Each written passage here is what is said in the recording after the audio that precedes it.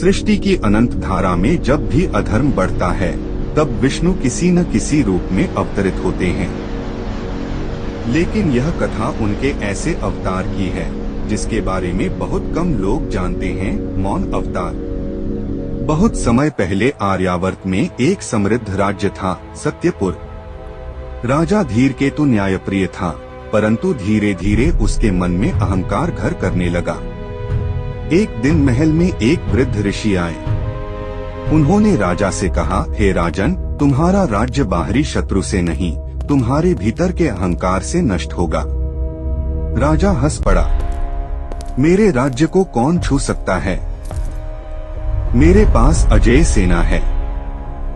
ऋषि मुस्कुराए। जब स्वयं नारायण मौन हो जाए तब सबसे बड़ा साम्राज्य भी मिट्टी बन जाता है। यह कहकर वे अदृश्य हो गए। राजा ने इसे भ्रम समझकर अनदेखा कर दिया। कुछ ही महीनों में राज्य में अजीब घटनाएं होने लगी।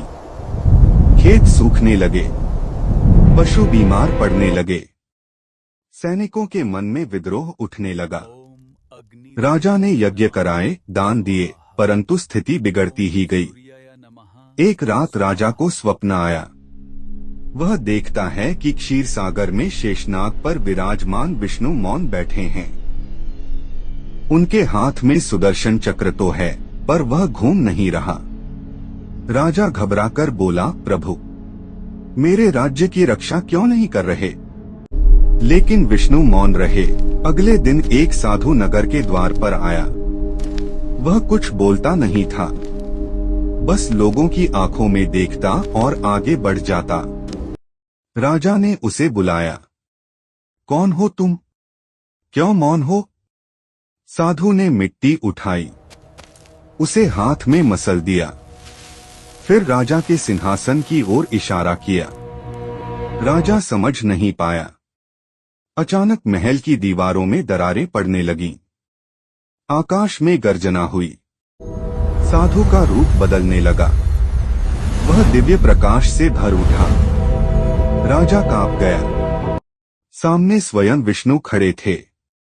विष्णु बोले, हे राजन, जब राजा अपने को सर्वशक्तिमान समझने लगता है तब मैं मौन हो जाता हूँ, क्योंकि मेरा कार्य रक्षा करना है, अहंकार बढ़ाना नहीं। राजा रो पड़ा।